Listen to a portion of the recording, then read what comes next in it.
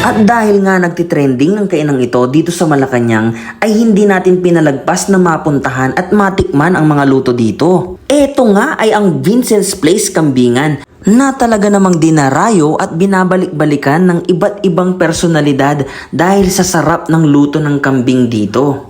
Sa katunayan, unang bungad mong pangalang dito ay makikita mo na ang iba't ibang larawan ng sikat na personalidad na talaga namang bumabalik dito para lamang matikman ang kanilang mga dishes. Nalaman ko nga riyan na paborito nga raw kumain dito ng ating Vice President na si Sara Duterte at ang pambansang kamao na si Manny Pacquiao, pati na rin si Yorme. Na-feature na rin ito ng iba't ibang food vlogger at naidokumento na rin ito ni Miss Cara David at ni Jessica Soho sa kanilang palabas. Nung unang punta ko nga rito, ang una kong tinikman ay ang kanilang kalderetang kambing.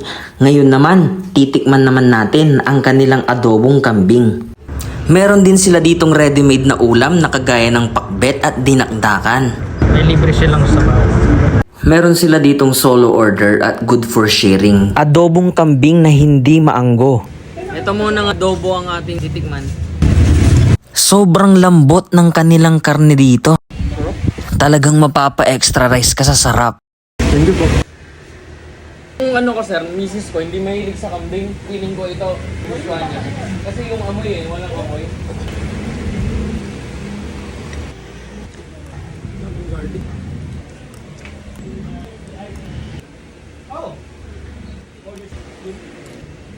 Ano lang, visit lang po kayo sa amin dito po kami sa Malacanang. Kung nawawala kayo, kontakin niyo na ako. Ito po yung aming phone number, 0917-508-7328. Wala si Vincent. Punta na lang kayo dito para masaya. Matikman niyo yung kinakain ng ating mga sikat na politician, mga artista. Punta na lang kayo dito para matikman yun. Anyway, maraming Saan ano salamat. yung mga pinaka-best na ino-offer nyo na food dito? Ano kami, caldereta ang favorite ko. Tapos kasi yung katulad ni sir, mag-isa lang minsan siya kumakain.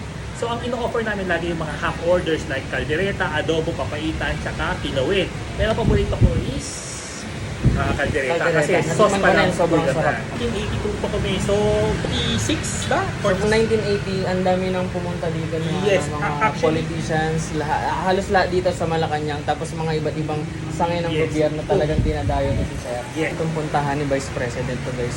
Ibig sabihin talagang masarap dito. Kaya dayuhin nyo na lang din dito sa Vincent's Place Kambingan. The best yan dito sa Manila.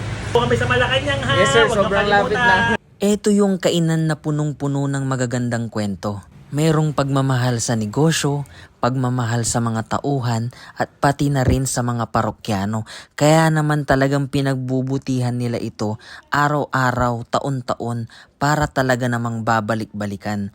Hindi ito yung klase ng restaurant na liligawan ka dahil sa ganda ng kanilang mga interior designs.